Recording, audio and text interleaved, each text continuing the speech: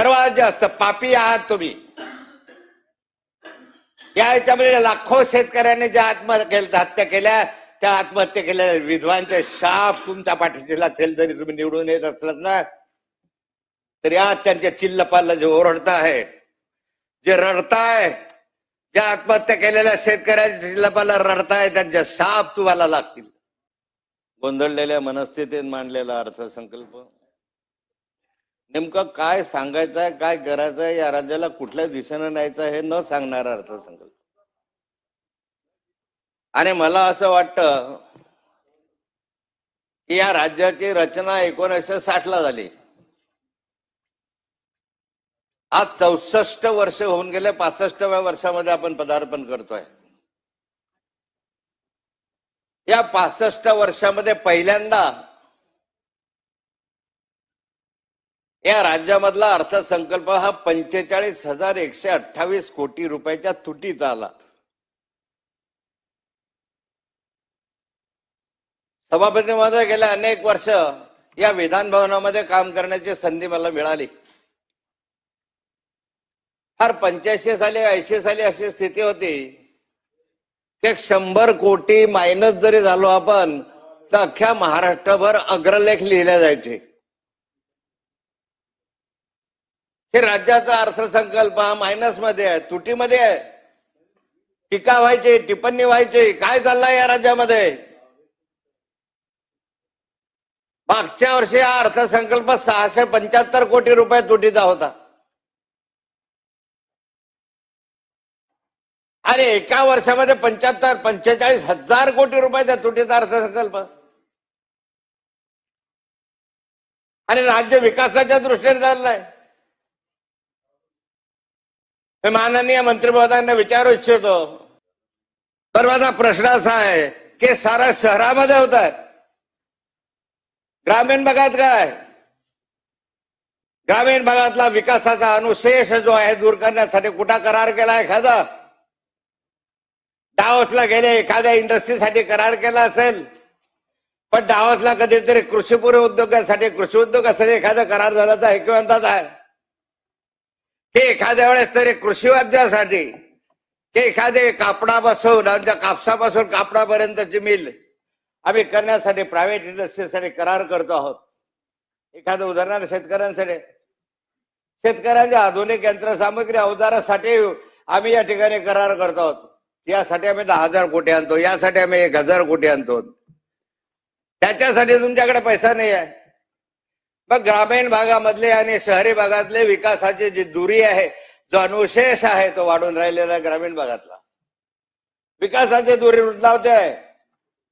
उद्याच्या कालखंडामध्ये अध्यक्ष महोदय, ग्रामीण भाग आणि शहरी भागाचं युद्ध झाल्याशिवाय राहणार नाही। आज ग्रामीण भागातला सर्व इकडे रोजगारासाठी शहरामध्ये येतोय, ग्रामीण भाग ओसपडायला लागलाय। ग्रामीण भागामध्ये नोकऱ्या नाही आहेत, मग ग्रामीण भागात नोकऱ्या आणण्यासाठी उद्योग तिथे आणणार आहात की नाही? ते सारे उद्योग पुण्यामध्ये, रायगडमध्ये इकडे आले पाहिजेत। का मराठवाड्याचा विकास थांबला? का अख्ख्या अर्थसंकल्पामध्ये आमच्या उत्तर महाराष्ट्राचा साधा उल्लेख सुद्धा नाही? जळगाव, धुळे, नंदुरबार एखादा साधा उल्लेख का खानदेशच्या महाराष्ट्रात आहे की नाही आहे? का मराठवाड्यातल्या, या खानदेशमधल्या, या महाराष्ट्रामधल्या साऱ्या शेतकरी जेवढे आहेत जे दररोज आत्महत्या करतात, त्या आत्महत्या करणाऱ्या शेतकऱ्यांचा साधा उल्लेख ह्याच्यामध्ये नाही आहे। जो आदिवासी आज किड्यामुंग्यांना मरतोय, जो कुपोषणानं मरतोय, त्या आदिवासींचं अनुदान दुसरीकडे वळवत असताना तुम्हाला शरम नाही वाटले? त्या आदिवासींच्या उत्थानासाठी काय योजना आहेत? काय तुमच्या अर्थसंकल्पामध्ये तरतूद आहे? त्या आदिवासींच्या, त्यांच्या लोकसंख्येच्या आधारावर तुम्ही पैसा ठेवला पाहिजे, घटनेतली तरतूद आहे, तुमची नाही आहे। त्या मागासवर्गीयांच्यासाठी 13% तुम्ही आरक्षित ठेवलंच पाहिजे, हे घटनेमधली तरतूद आहे। त्यांची लोकसंख्या 13%, लोकसंख्येच्या आधारावर तरतुदी पाहिजे। किती अर्थात तरतुदी आहेत मला सांगा या सभागृहामध्ये? किती योजना सुरू आहेत मला सांगा? कृषीच्या किती योजना सुरू आहेत सांगा? कशासाठी तूट वाढवून घेत आहेत?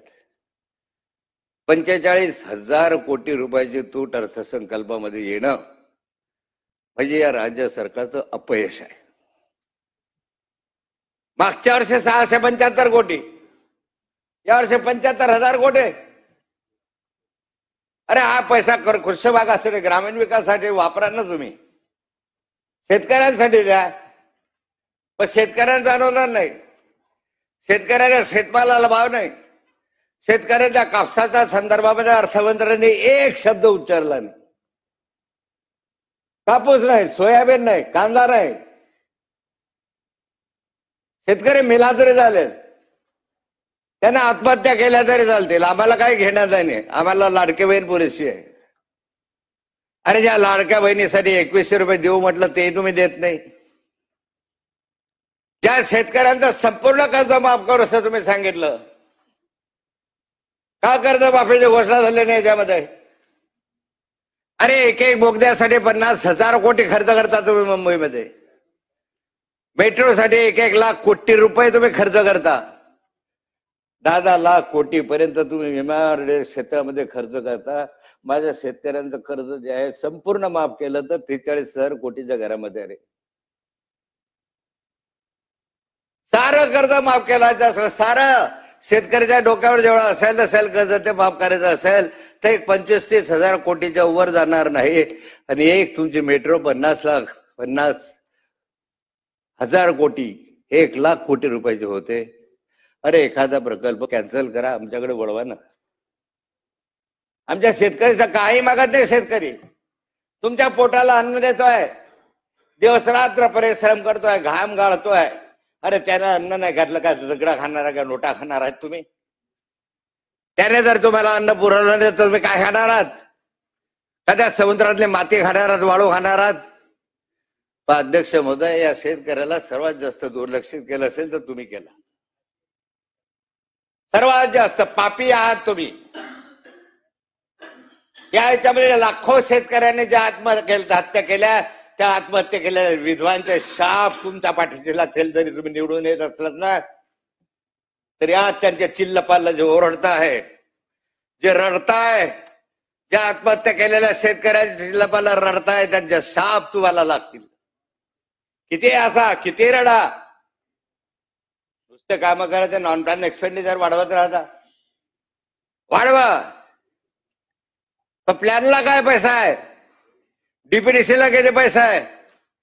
प्लॅन मध्ये आज पैसा नाही आहे, डीपीडीसीला आज पैसा नाही आहे. माध्यम डीपीडीसीचा अमाऊंट वाढवा. अरे स्मारक उद्घाटन झालंय, छत्रपती शिवरायाचे स्मारक झालंय, संभाजीराजेंचे झाले, बहिणाबाईचं झालं, साने गुरुजींचं झालं. किती स्मारकांची नावं सांगू? शेकडो स्मारक या महाराष्ट्रामध्ये उभे केले, करोडो रुपये तुम्ही खर्च केले. सन्मान ठेवला पाहिजे, आदर केला पाहिजे.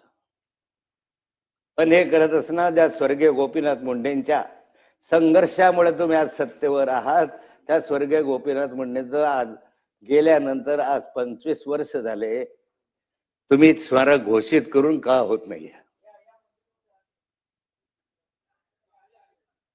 स्वर्गीय गोपीनाथराव मुंडे यांच्या स्मारकासाठी छत्रपती संभाजीराजे नगरमध्ये आम्ही पशुसंवर्धन विभागाची 4 एकर जागा घेतलेली आहे. प्रत्येक अधिवेशनामध्ये विचारतोय, अरे ठीक आहे तुमच्या आणि मुंडे साहेबांचे वैचारिक मतभेद होते, राहतील, गेले,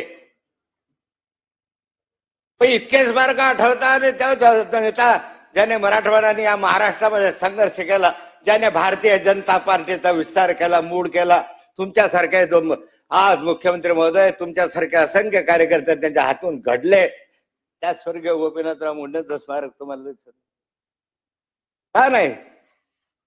वंजारी समाजाचा होता म्हणून, एक ओबीसी नेता होता म्हणून, का तुमच्या त्यांचे वैचारिक मतभेद जमत नव्हते म्हणून करा? ते नवनवीन स्मारक करत असताना घोषणा करतात, पंतप्रधान मोदी साहेबांच्या हस्ते छत्रपती शिवरायाचं स्मारक त्या अरबी समुद्रामध्ये तुम्ही त्याचं भूमिपूजन केलं. काय झालं त्याचं? बहिणाबाई चौधरीचं स्मारक गेले 20 वर्ष झाले तसाच पडून, अर्धवट पडून आहे. जळगावच्या आस्वाद्यामध्ये त्यांचं जन्मस्थान का पूर्ण करता येत नाही? नुसत्या स्मारकांच्या घोषणा करायच्या, प्रत्यक्ष पैसा द्यायचा नाही. आणि मग त्या ठिकाणी अध्यक्ष महोदय, या ठिकाणी अशा स्वरूपाचं हे जे केलेलं आहे मी मान्य करणार नाही. या ठिकाणी अध्यक्ष महोदय, माझी विनंती राहणार आहे की या ठिकाणी ज्या ठिकाणी ग्रामीण भागातला अनुशेष वाढत आहे, सर्व क्षेत्रातला, तो सिंचनाचा अनुशेष असेल, तो सार्वजनिक बांधकाम विभागाचा असेल, तो शिक्षणाच्या संदर्भामधला असेल, ज्या विविध क्षेत्रामधला अनुशेष आता मोठ्या प्रमाणावर वाढला, हा अनुशेष दूर करण्यासाठी मागच्या कालखंडामध्ये अध्यक्ष महोदय गोडबोले समिती झाली, अन्य समित्या झाल्या, किंमतकार समिती आली, त्यांनी काही अनुशेष वेगळा काढला. पण आता मला सांगा, या अनुशेषानुसार तुमच्या तरतुदी होत आहेत का? अध्यक्ष होता तर वेळच वाढवायचे अर्थसंकल्पावर. 22 मिनिट झाले आपले, तर अजून 8 वाजता आहे. कन्क्लूड करा ना.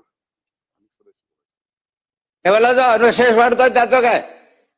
एखादी समिती या ठिकाणी अनुशेषाच्या संदर्भामध्ये निर्माण करा. या महाराष्ट्रातल्या मराठवाड्याचा किती अनुशेष आहे, विदर्भाचा किती अनुशेष आहे, खानदेशचा किती अनुशेष आहे, आम्हाला समजू द्या. आणि अनुशेष ज्या ज्या ठिकाणी जास्त आहे तो अनुशेष दूर करण्यासाठी समांतर या.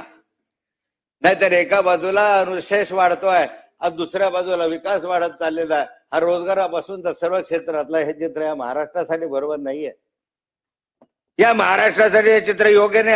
अध्यक्ष महोदय, मला असं वाटतं की या ठिकाणी तुम्ही एक समिती या ठिकाणी कार्यान्वित केली पाहिजे.